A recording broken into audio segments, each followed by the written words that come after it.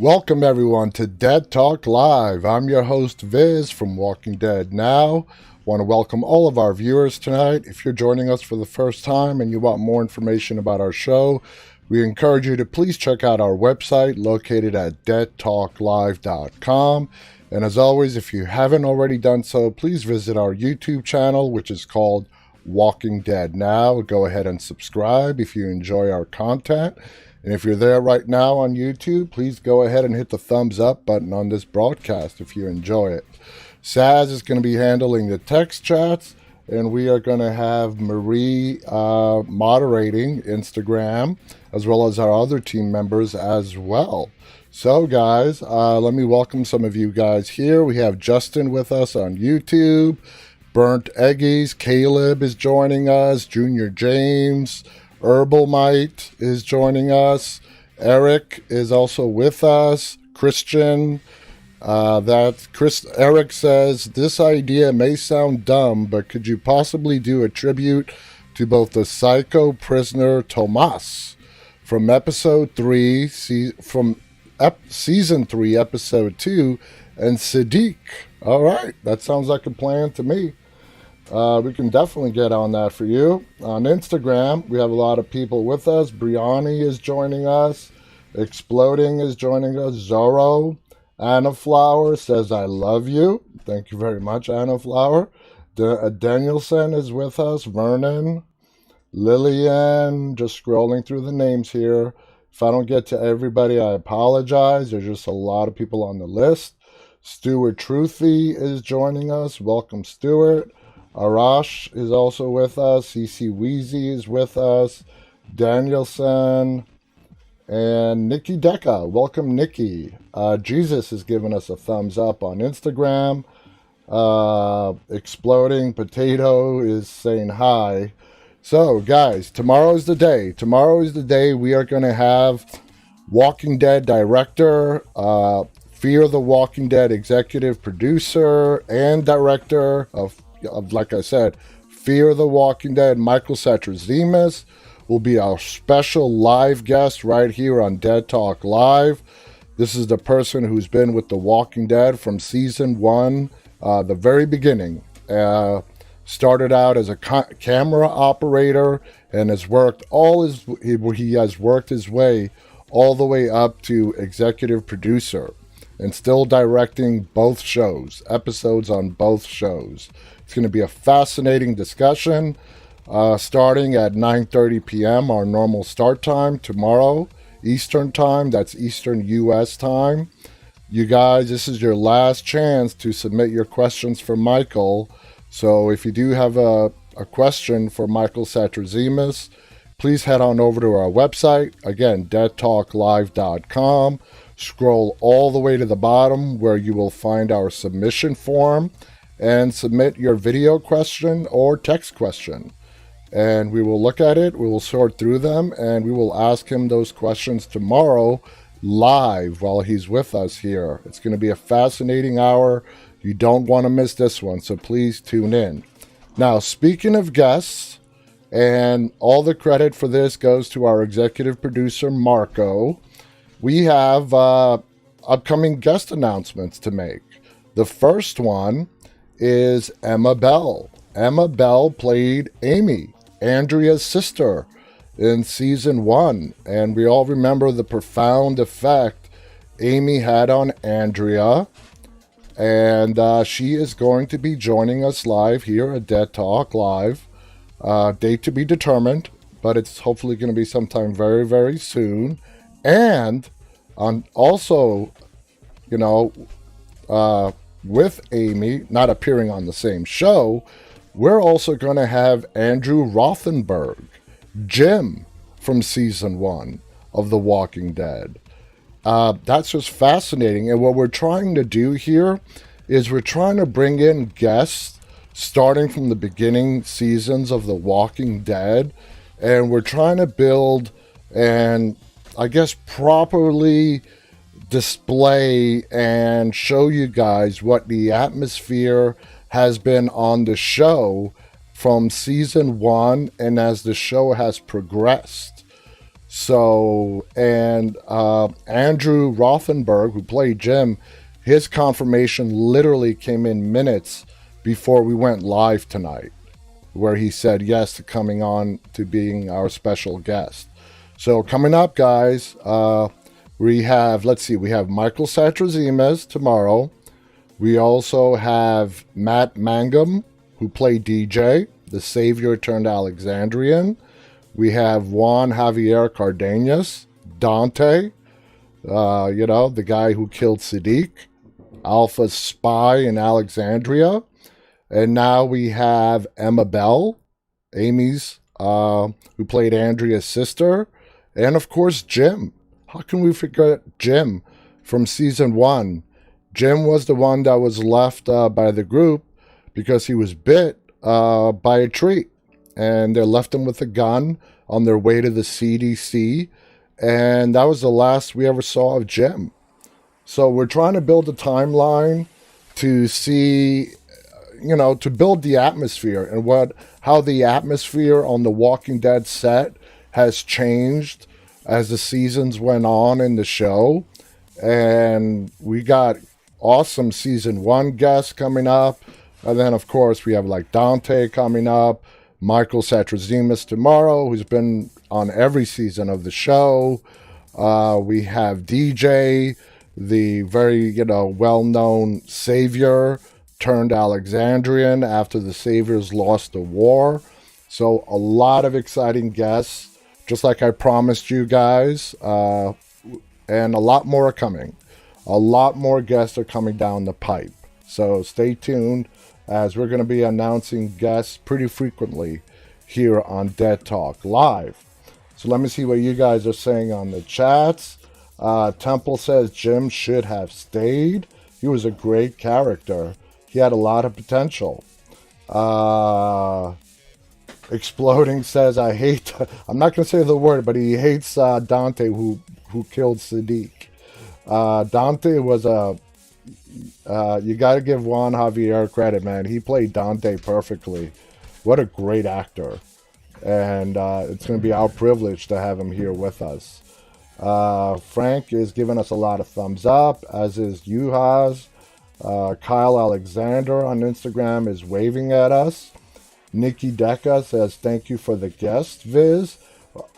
We appreciate it. These guests, like I said, are all because of our executive producer, Marko.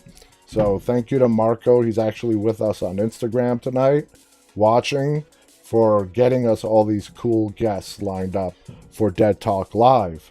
Evelyn is with us. Hello, Evelyn. Jamesman 007 writes, when does Joe die? I think you mean Jim.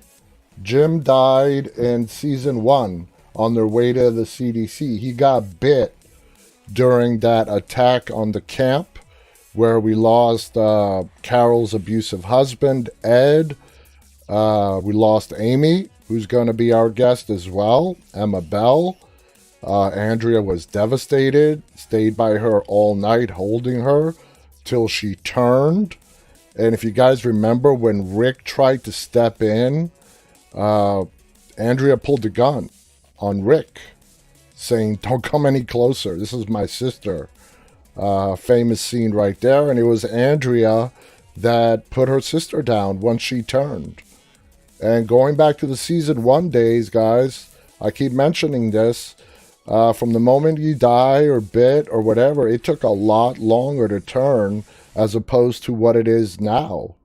Now it's very short. You die, within minutes, you are going to turn into a walker. Back then, it took anywhere from 8+ hours. So they never really explained that. So they leave that up to us to kind of figure out. And really the explanation that we can come up with is that the Walker virus has mutated.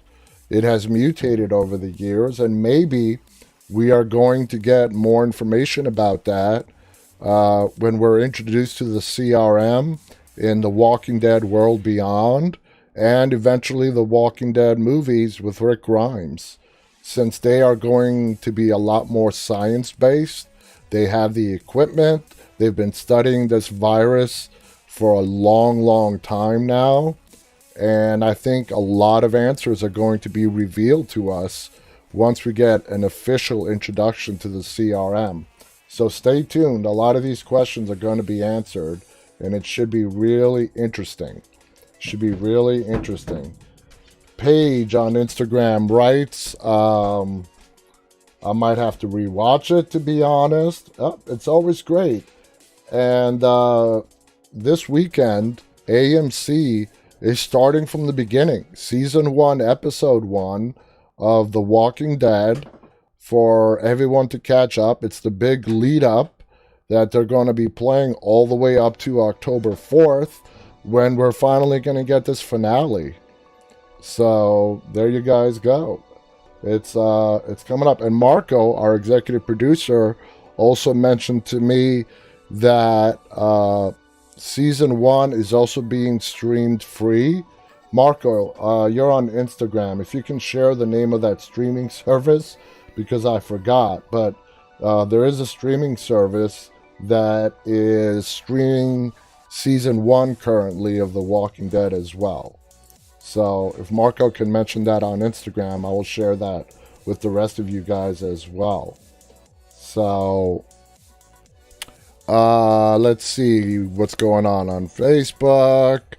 Hard Productions is with us. Good to see you again, Hard Productions. It's been a while. Kat is with us. And speaking of Kat, and the name of the streaming service, guys, is Pluto. So it's an app. It's on your computer. If you go to Pluto, get the app, whatever, you can stream at least Season 1 of The Walking Dead. I don't know if they have more than Season 1, but it's free. Pluto is absolutely free. So if you guys just want to catch up, you can go ahead and do so. AMX writes, a Walking Dead live stream isn't the best place to find a girlfriend. That's... I would agree with that. I would agree with that. Diego is with us on Instagram all the way from Costa Rica. Welcome, Diego. Cabaja is also with us. So, guys, speaking of Kat, who's with us on YouTube right now, Kat submitted a new video to us. I love Kat's videos. They're awesome. I posted it on our social network a couple of hours ago. Earlier this afternoon. It's a tribute to a lot of various different characters on The Walking Dead. This one is titled Take On Me, from the famous Aha song from the 1980s. I love Aha. I love that song. So without further delay, for all of you that have watched it, it's worth rewatching again. For all of you who have not watched it, check it out.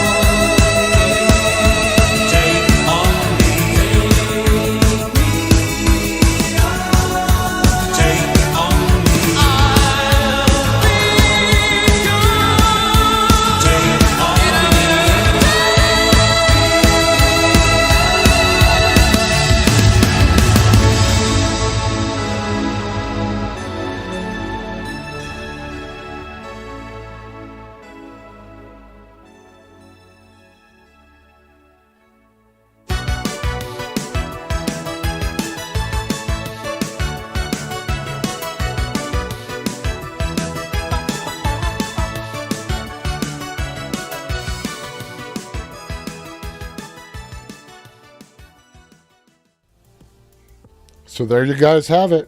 Kat tricked you. You thought the video was over when the song faded, didn't you? That was awesome. I love that. And if you guys ever saw the original music video of that song by Aha, Take On Me, the music video is done in the same style of cinematography, where you see the real life images getting drawn over by a cartoonish image. So that's what Kat was imitating in that video, and she did a fabulous job. Great job, Kat. Awesome. Jennifer and John Wesley are with us on Facebook. Welcome, guys. It's good to have you back with us. Rosa is also with us on Facebook. CTR Nitro is with us as well. Junior James writes, you're welcome to Kat. The song is awesome. You're welcome, Kat. Kat's thanking me. Let's see what's going on the other side. So, Rick's last episode mirrored his first one in a lot of different aspects. Screen Rant did an article on this, from the song that was playing when he was taken away in the helicopter in season 9, episode 5, to a lot of various other aspects that they did a drawback, including the hallucinations of him being in the hospital and all the characters that we saw, like Shane and so on. So let me go ahead and read you a little bit of this article. Rick Grimes' final episode on The Walking Dead featured many parallels to the character's introduction in the first season of the AMC series. Andrew Lincoln served as the post-apocalyptic drama central character up until season 9, appearing in a total of 103 episodes. Even though Lincoln exited the TV show, Rick still has a future in the franchise with the development of the Walking Dead sequel movies. Rick's last episode came in season 9, episode 5, dealing with a severe injury sustained in the prior episode. Rick was tasked with diverting a walker herd as he went in and out of consciousness. During his lucid state, he had visions and hallucinations that featured elements of his past. Though he wanted to get back to his family, Rick was determined to destroy the herd. In a final act of heroism, Rick led them to the newly constructed bridge before firing his gun on a pile of unused dynamite. The herd, along with walkers, blow up while Rick's family and friends believe that he was also killed. What comes after mirrored events of Days Gone By. Days Gone By is the series premiere, the show's pilot. One of the most the character was dealing with an injury after being impaled by rebar in that same spot. This gave more meaning to the return of Morgan's line, "What's your wound?" A piece of pilot dialogue replayed in What Comes After. Rick's injury was just one aspect that paralleled the beginnings of his journey. Of course, after Rick woke up from a coma, the infamous "Don't Open Dead Inside" door was shown, and it fittingly reappeared in one of the character's visions. The series also made it a point to have Rick ride a horse while leading away the herd of walkers as a way to reminisce about how he used a horse to travel back to Atlanta in search of his family. So there you guys have it. Like I said, some really obvious stuff right there in regards to the family bit. But, how many of you, realize that the wound that he got when he got impaled was in the exact same spot that he got shot in as well? And then, of course, all the flashbacks of him in the hospital, his current self talking to his self when he was, in the coma or waking up from the coma and the hallucination and so on. So, anyway, let's see what's going on. Moving on to some next stuff. I'm just looking over all the chats. Everyone is giving, there are a lot of love hearts coming up. Evelyn and CC Weezy says didn't know that on Instagram. Let's see. So, next thing on the list that we have is this dispute that we've talked about before. Now, the title of this article basically says the Walking Dead movies may not be coming to the big screen first. Thanks to the AMC Theaters beef with Universal Studios. Initially, AMC was planning on releasing the trilogy of the Walking Dead movies in theaters, rather than directly to the small screen via their network.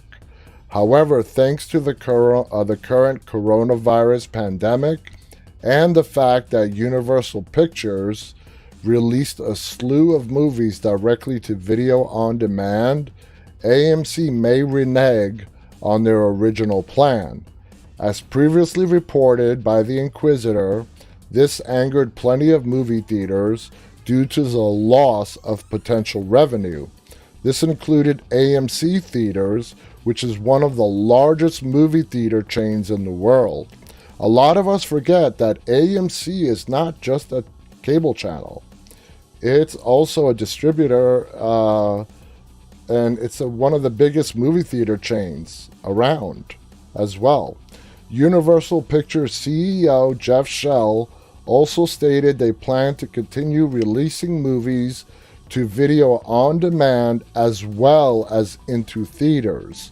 This came after the success of the early release of Trolls World Tour. In response to this statement, AMC Theaters declared they would no longer play Universal movies in their theaters. Regal Cinemas also joined AMC in stating they plan to steer clear of playing Universal movies in the future. Universal responded to these statements stating they absolutely believe in the theatrical experience and have made no statement to the contrary. While AMC and Regal have stated that they will no longer play Universal movies at their theaters, there are still plenty of other providers who are staying out of this. This could be an indicator that this is an initial knee-jerk reaction to the current situation and that things may calm down later. After all, the studios and theaters are symbiotic pairing and they need each other to help things running smoothly. One hand needs the other. Of course, there is still plenty of time left for AMC and Regal to back down from their stance regarding Universal and allow the Walking Dead films to be theatrically released. After all, the movies are still in development stage due to further delays caused by the pandemic. By the time the films are ready to be released, the situation between the theaters and the movie studio should already be settled. And it should be. It really should be. Movie theaters, movie studios, they need each other to go, they need each other. One cannot really operate without the other. And Universal is just trying to get their movies out there instead of them just having sit on a shelf.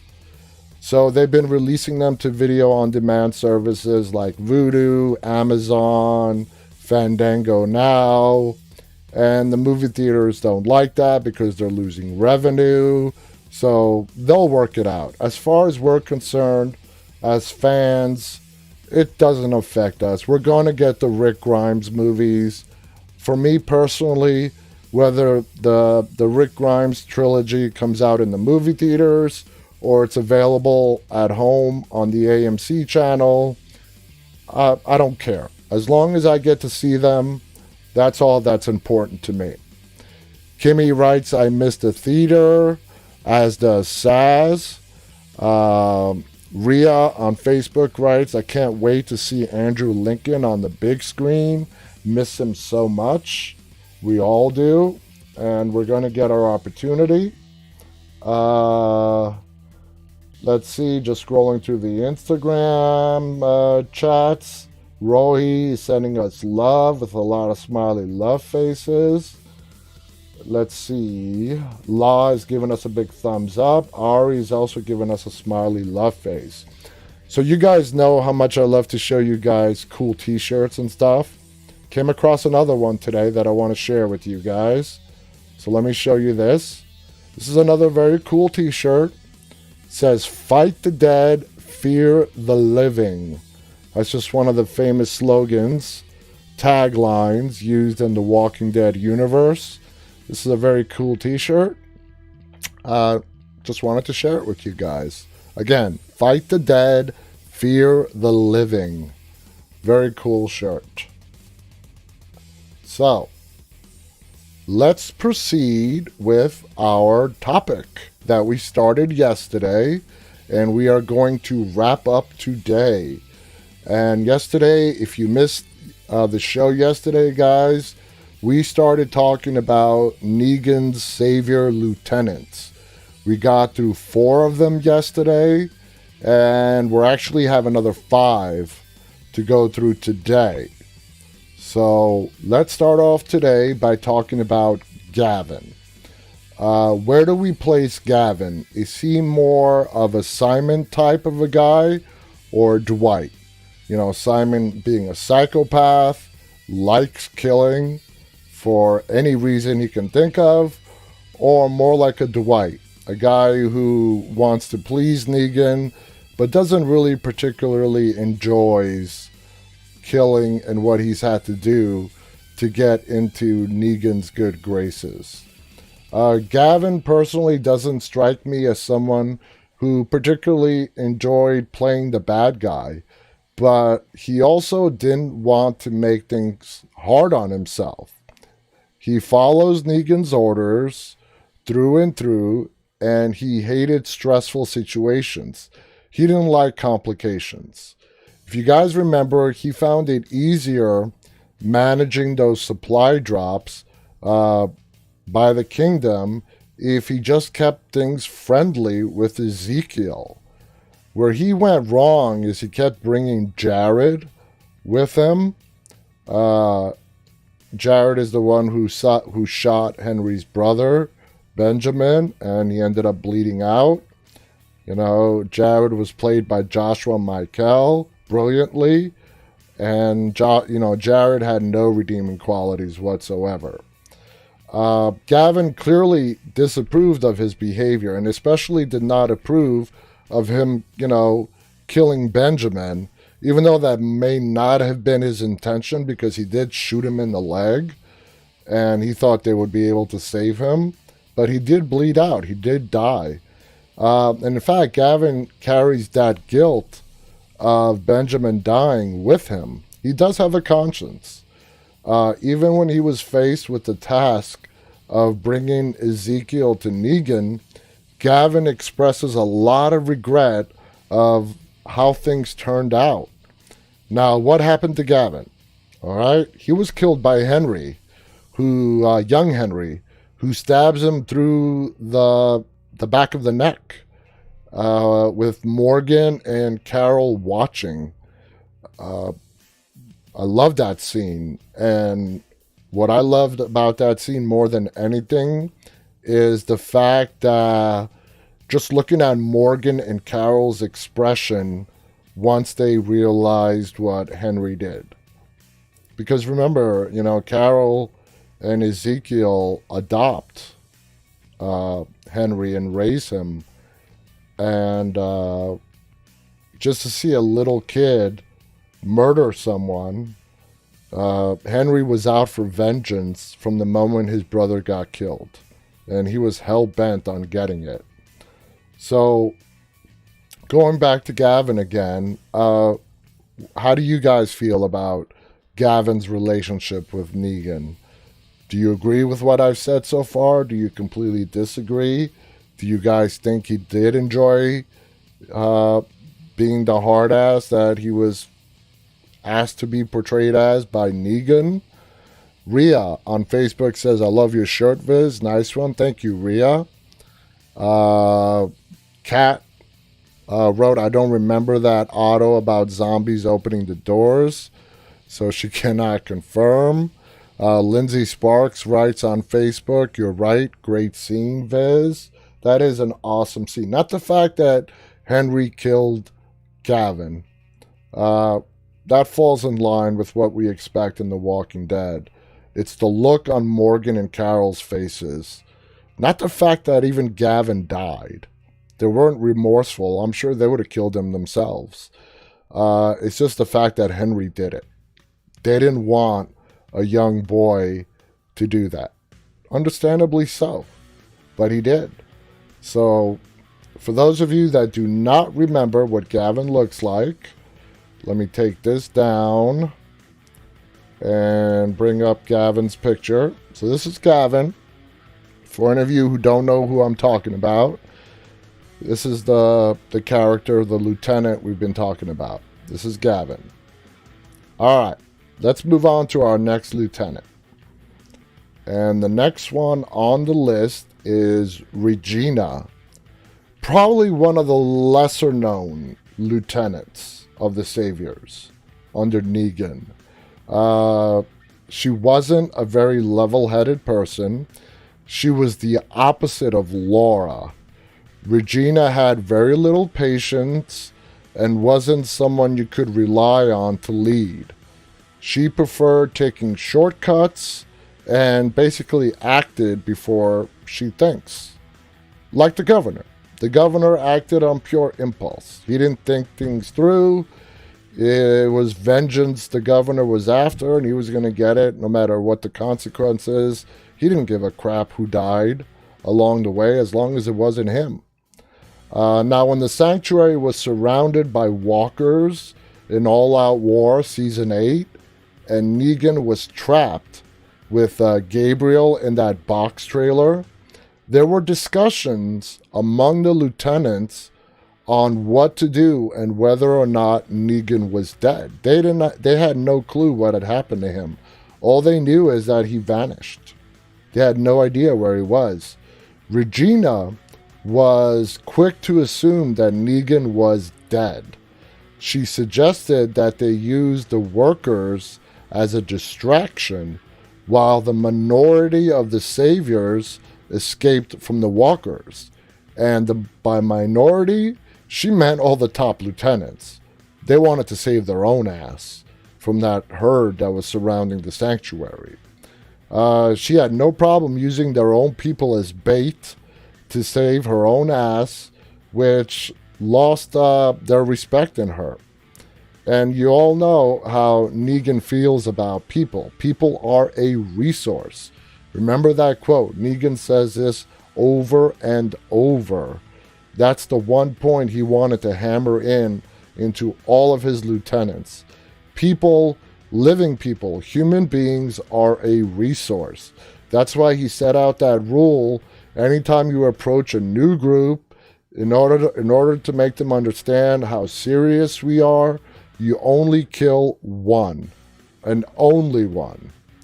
And he breaks his own rule in Season 7, in the premiere. He took out 2, because Daryl threw a swing at him, pissed him off, and we lost Glenn. I'm not blaming Daryl, but I'm just pointing out a time where even Negan broke his own rules. All right? Now, do any of you guys remember what happened to Regina? She was one of the several saviors who did not fit with the communities and left with Jed's group sometime during that time jump that we had in Season 9 after Rick left the show. She is the one savior, she is one of the saviors, who gets burned alive by Carol after they robbed her and Henry. And we all know, I've discussed this many times, Carol likes to torch people, especially if they're saviors. She did it in Season 6, I believe, when they attacked the outpost, and she got kidnapped by those outliers that were waiting in the woods.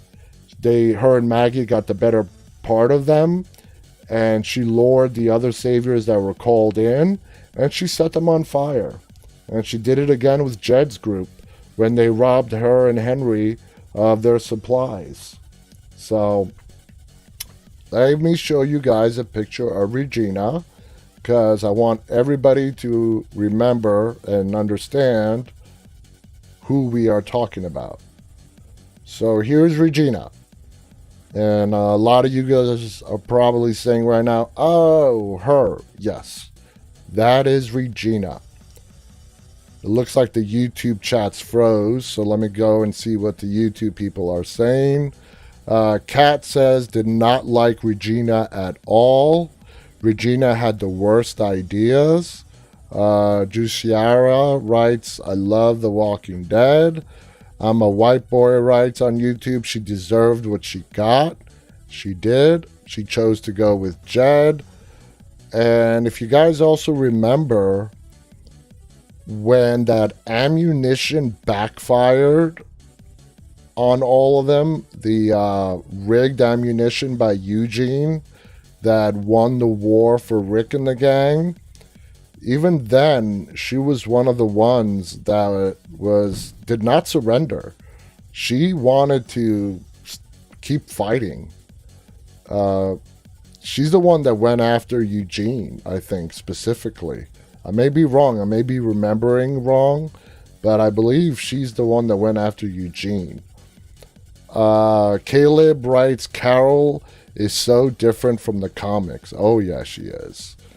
Gypsy Road is with us on YouTube, saying sorry for missing some shows on vacation with the family at the ocean. I hope you're enjoying yourself, Gypsy. Welcome back to the show. So anyway, here's Regina. Now, next on the list that we have of the lieutenants. I bet you guys never realized that Negan just had so many lieutenants. And the next one is DJ. Yeah, he was a lieutenant. He was a lieutenant. Matt Mangum. Like I said at the beginning of the show, he's going to be a guest with us here very soon on Dead Talk Live. He was DJ. I know a lot of you guys are excited to see DJ on our show in so many ways. DJ is very similar to Laura. His loyalty to Negan was also unwavering. But just like Laura, DJ had enough sense not to fight for a lost cause and pledged his loyalty to Michonne and Alexandria when he could see the time had come to an end for the Saviors. And after the time jump, and DJ was one of the people that got slaughtered at the Kingdom Fair massacre by Alpha. He was one of the heads on the pikes. He was really loyal to Michonne. Him and Laura, I would put, were like the two biggest saviors that not only fully committed to Alexandria and the other communities, but was also trusted by Michonne in return as well. They proved in that missing 6 years that we only saw little bits and parts of in flashbacks. Obviously, a lot of stuff went down with DJ and Laura and Michonne for Michonne to really trust them the way she did. If I was to give DJ a position after he joined Alexandria, we saw him a lot with Michonne. DJ was like Michonne's bodyguard. I would also say like he was like in charge of security of Alexandria. And Laura was on the council. So here are two savior lieutenants who achieved some pretty respectable positions inside the Alexandria community. All right. So let's see a picture of DJ. For all of you guys who have no idea who I'm talking about, want to make sure that we're all on the same page. Here is DJ. Oh, and his picture is not coming up. Would you believe that? Let me see if I can find it real quick. Bear with me, guys. There he is. There he is. That's DJ. Okay? That's Matt Mangum and our future guest here on Dead Talk Live. Very excited to have him coming on our show. Let's go see what the people are saying. I'm sorry I have to keep flipping back to YouTube because my universal chat froze. Devana writes, I just had to switch to watching this on YouTube because of the... Yeah, we're cleaning the garbage out on Instagram, Devana. Just be patient. It's going to take some time, but I know exactly where your frustration is coming from. We have a lot of people working on it, and unfortunately, Instagram does not allow on-the-fly moderation. They need to catch up with the times and allow accounts like myself who do regular live streams to have to assign moderators who have the ability to basically kick people out on the fly instead of having to wait for after the show. So, but don't worry, everybody's going to get their due. Everybody's going to get their due. Alina writes, okay, thank you. So let's see. Let me go back here. Lindsay Sparks said that she did not like Regina at all. So let's move on to our next lieutenant, guys. And the next one on the list is Gary. Now, who remembers Gary? Let's do it a little differently this time. Let's show the picture of Gary before we actually start talking about Gary. And I have to load his picture back up again. I got him right here. So here's Gary, guys. The face should ring a bell if you watched all of Season 8. This is Negan's Lieutenant, Gary. So, what do we have to say about Gary? Here's a rundown of what we have on Gary. He did a lot of bad stuff on The Walking Dead. You may not have realized it, but he has quite the nefarious resume of bad things. He was one of the saviors who beat up Dwight when Negan finds out that Sherry helped Daryl escape. He was also the one who beat up Aaron in front of Rick in Alexandria after returning from their scavenger hunt. Remember the beating that Aaron had to endure while Rick had to watch it? They kicked the living shit out of Aaron. And it was this guy. It was Gary that did it. He's the one that carried out that attack on Aaron without any sort of remorse. Anyway, Gary was not a nice savior. He doesn't have any real redeemable qualities. He was also an eager player in the massacre of Jadis's people, which was led by Simon. Not only did he participate in the slaughter, but when he walked by Jadis's body, where she was playing dead, remember? He's the one that spit on her. How many of you guys remember that? She got spit on by Gary, thinking, he was thinking that she was dead. So just killing them was not good enough for this guy. He had to go over and spit on them as well. That's just a very low and beyond disrespectful thing to do. Anyway, disrespectful is not even an accurate word. He just slaughtered them, and then he has the balls to go around and spitting on their dead bodies. Lindsay on Facebook writes, yep, I remember that scene. Let's see what's going on. So, where was I? Right here. Now, did you guys also remember that he almost pulls the trigger on Jerry? That moment when Neil is killed, well, it could have been Jerry. That was when Maggie goes back to Hilltop and she executes one of the saviors they were holding as prisoners. She wanted retribution for Neil. Our final point was Gary loyal to Negan? And obviously he was not loyal to Rick. He never made it over, but he was one of the people that had no problem in following Simon. So was he loyal to Negan? After everything he had done, the answer is no. He was not. He was part of that very small group of saviors who did team up with Simon to take the sanctuary and the saviors away from Negan. And basically, that was how his life ultimately ended as well. So there you guys have it. I mean, those are the top lieutenants of Negan throughout season 7 and 8. But we're going to throw in a bonus. Now, you're going to not think of this person as a lieutenant for Negan, but I think he deserves mentioning as, for a while there, being a part of Negan's inner circle. And Eugene, you gotta put Eugene in that group. All right? Eugene was actively working for Negan. He was and can be considered a lieutenant for Negan as well. Kat writes on YouTube, I was horrified watching Aaron getting beat up like that.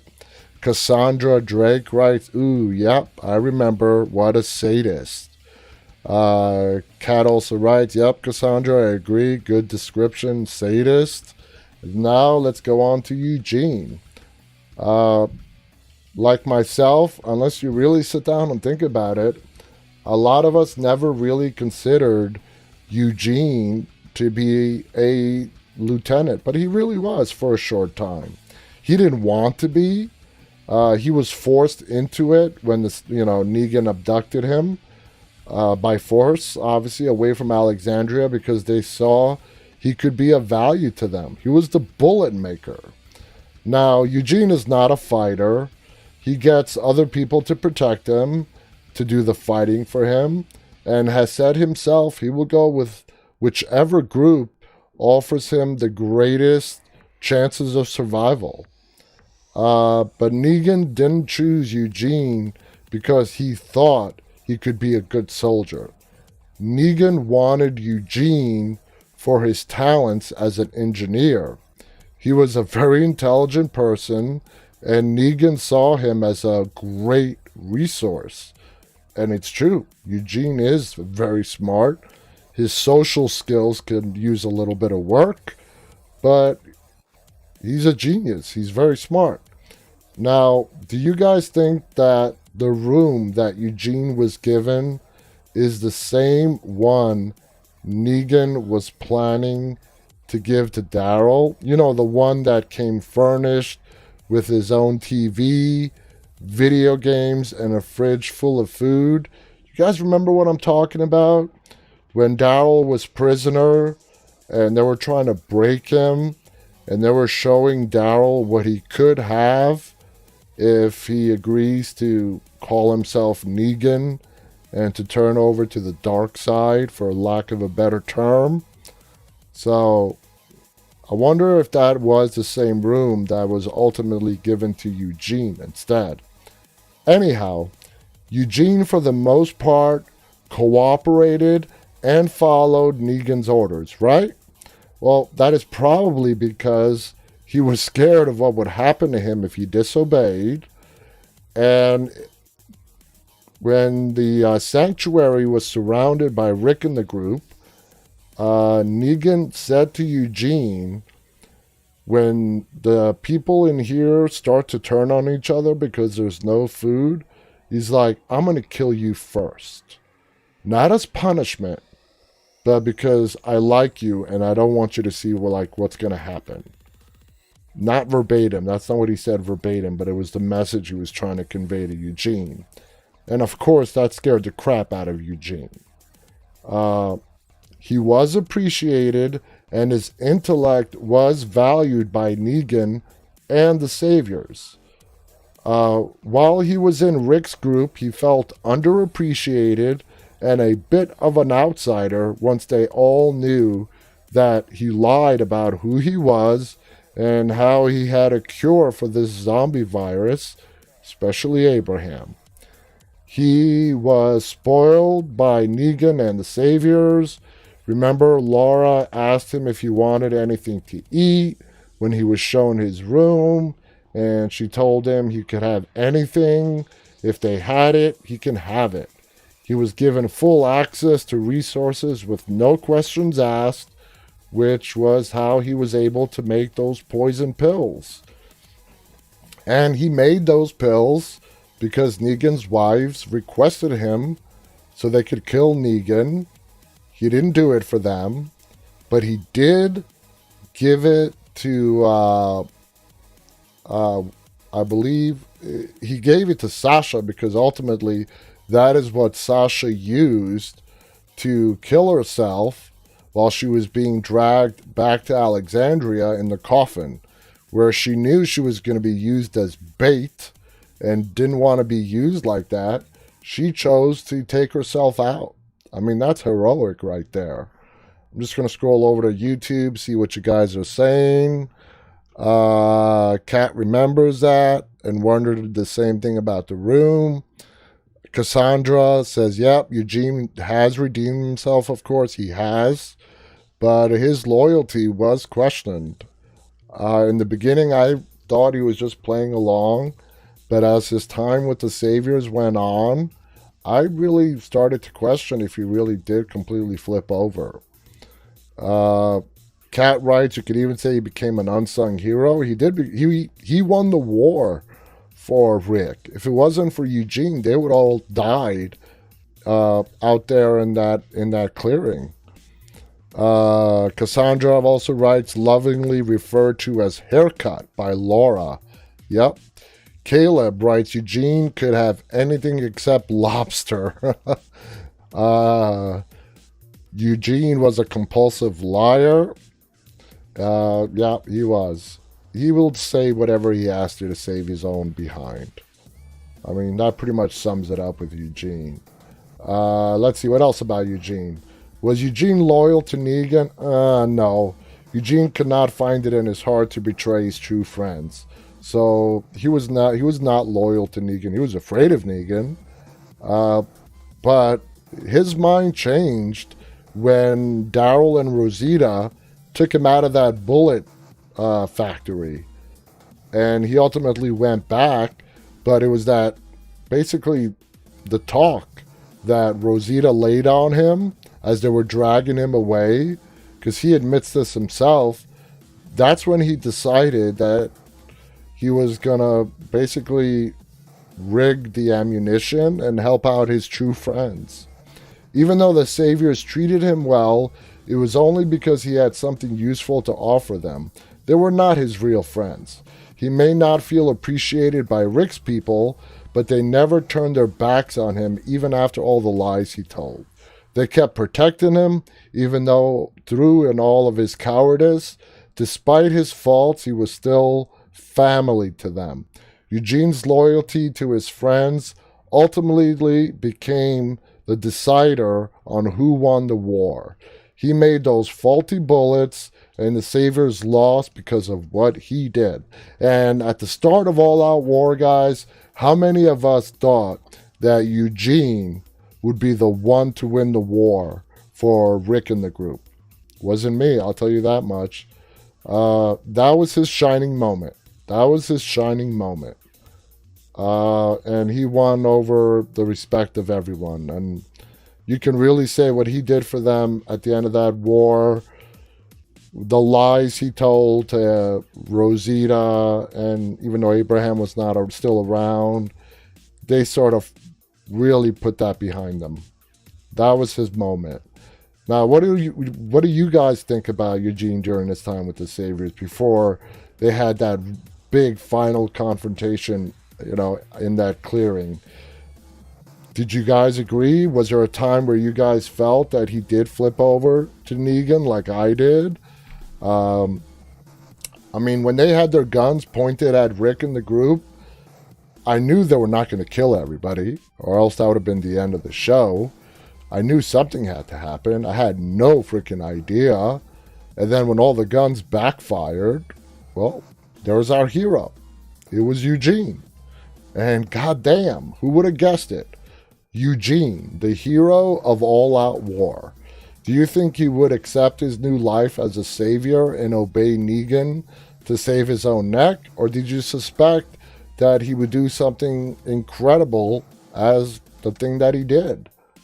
And what impressed me even more about Eugene, not only did he rig up the ammunition, Negan gave him the option to stay behind in the sanctuary. Knowing what was going to happen as soon as they fired those guns, it does surprise me that he ended up coming along. Because that shows bravery on his part, because he knew he would be standing very close to Negan when all that ammunition backfired, and he put his neck on the line because there was a real possibility they could have killed Eugene before the others came to his aid and rushed the remaining saviors. That, to me, is his moment of bravery. The hero part is him rigging up the ammunition. So that brings us to the end, guys, of all of Negan's lieutenants. Thank you so much for tuning in. I hope you guys enjoyed this two-part discussion as we went through all of the Savior lieutenants. Please visit our website right up there, deadtalklive.com. We have every bit of information, links, episodes, submission forms, contact forms, everything you could possibly think of about our social media network and this show. Again, it's deadtalklive.com. If you're on YouTube right now, please go ahead and hit the thumbs up button. If you haven't yet subscribed to our YouTube channel, please go ahead and visit us on YouTube. Our channel is called Walking Dead Now. Please go ahead and subscribe. You're not going to want to miss tomorrow's episode, guys. Michael Satrazemis is going to be our special guest. Again, executive producer, director of Fear the Walking Dead, and current The Walking Dead director. Has been with The Walking Dead since the very beginning and is still about as active as you can be on the show. Only a handful of people can say that they've been with this show from the very beginning and are still there today, and Michael Satrazemis is one of them. So you're not going to want to miss tomorrow's episode. You guys have less than a day to submit your questions if you have any. Again, you can do so on our website. I'll be seeing you again tomorrow night on what is going to be a very fascinating discussion. And until tomorrow night, guys, remember to stay walking.